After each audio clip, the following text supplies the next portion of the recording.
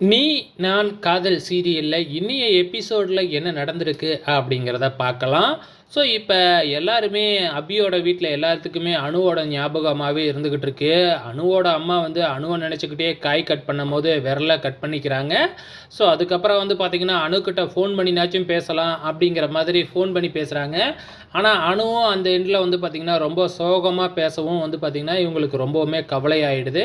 So இதுக்கப்புறம் என்ன நடக்குது அப்படின்னு பார்த்தீங்கன்னா, நம்ம அபி கூட கொஞ்ச நாளைக்கு முன்னாடி வந்து பார்த்தீங்கன்னா, விக்னேஷ் அப்படிங்கிறவருக்கு வந்து பார்த்தீங்கன்னா, ஹெல்ப் பண்ணியிருப்பாங்க இல்லையா?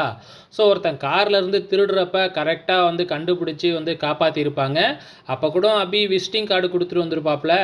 அந்த பையன் என்னடான்னா, நேரா நம்ம ராகவ் வீட்டுக்கே வந்துடுறாப்ல அப்பா, அம்மாவோட. எதுக்குடா வந்திருக்கிறாப்ல அப்பா, அம்மாவோட அப்படின்னு பார்த்தீங்கன்னா, அபிய பொண்ணு கேட்டு ராகவ் வீட்டுக்கு போயிருக்கிறாப்ல. ஸோ அங்கே போயிட்டு வந்து பார்த்தீங்கன்னா, அவங்கள பற்றி இன்ட்ரோடியூஸ் பண்ணிக்கிறாங்க. இந்த மாதிரி அபிய பார்த்த உடனே எங்கள் பையனுக்கு பிடிச்சி போச்சு. அதனால் வந்து கேட்டு வந்திருக்கோம் அப்படிங்கிற மாதிரி சொல்கிறாங்க. ஸோ இது என்ன நியாயம்னு தான் தெரியல. ஸோ பொண்ணோட வீட்டுக்கு போகாமல் இவங்க வீட்டுக்கு வந்திருக்கிறாங்க. ஸோ இதுக்கப்புறம் என்ன நடக்க போகுது அப்படிங்கிறது தெரியல. அதே டைமில் வந்து பார்த்திங்கன்னா, இங்கே முரளி வந்து பயங்கரமாக திட்டம் போடுறாரு.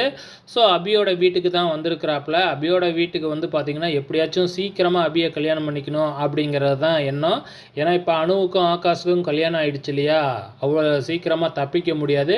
சீக்கிரமாக நம்ம வேலையை பார்த்துடலாம் அப்படிங்கிற மாதிரி வந்து பார்த்திங்கன்னா, ரிப்போர்ட்டு அந்த ஹாஸ்பிட்டலோட ரிப்போர்ட்டை தேட ஆரம்பிக்கிறாங்க. அந்த ரிப்போர்ட்டும் வந்து பார்த்திங்கன்னா கையில் கிடச்சிடுது. இந்த பக்கத்து அபி என்னடான்னா, பொட்டிக்கு வந்து ராகவ் வீட்டில் தானே இருக்குது. ஸோ அங்கே தானே போய் ஆகணும் வேலைக்கு. ஸோ அங்கே தான் கிளம்பி இருக்கிறாங்க. வெயிட் பண்ணி பார்க்கலாம் நாளைக்கு என்ன நடக்க போகுதுன்னு.